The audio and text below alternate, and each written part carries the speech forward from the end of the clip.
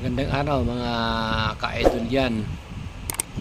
As of now, tama yung Facebook natin para sa kalaman ng mga kasama nating mga digital creators dyan at mga vloggers. Agad-agad si Kuya Marlon nyo ay kumontak sa Meta Support Team at tinanong yung mga nababasa ko sa Facebook na bakit nawawalan ng mga star icon. Ako rin nawalan din ng star icon. At bakit yung tools ko ay medyo parang may kakaibang nakikita ko base sa account ko, sa wall ko. Lahat ay aking tinanong sa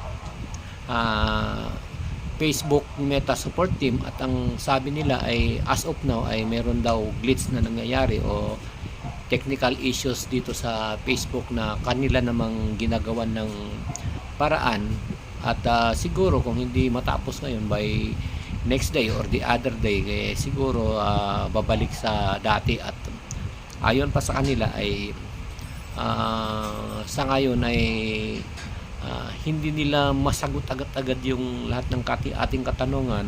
Kailangan pa nilang i-message through Gmail yung mga iba nating katanungan kung bakit, pero ayon po sa nakausap ko o sa aking nakachat ay talagang mayroon tayong kaganapan na technical issues mga ka-idol, kaya lahat ng mga nandyan na ating mga kasamang mga digital creator, mga vlogger ay relax lang tayo at inaasahan natin na by next day or the other day ay babalik din yung natural nating mga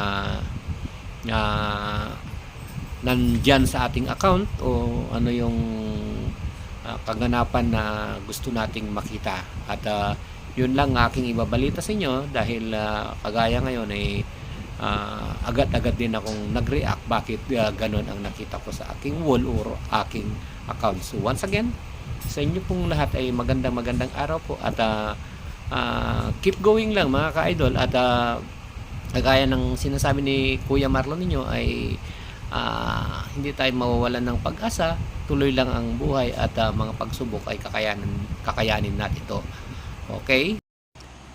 Yun nga pala mga ka-idol, mayroon akong ipahabol sa inyo yung mga may gustong katanungan dyan, i-private message ninyo ako at ang gagawin ko ay kukontakin ko yung Meta Support Team at ibabalitaan ko kayo kung ano man ang maging resulta sa mga katanungan ninyo. So yun lang ang aking pwedeng gawin sa ngayon at sana ay tayo lahat ay magtulungan at tayo lahat ay mamonetize. Once again, may God bless us all and have a nice day to all mga ka-idol.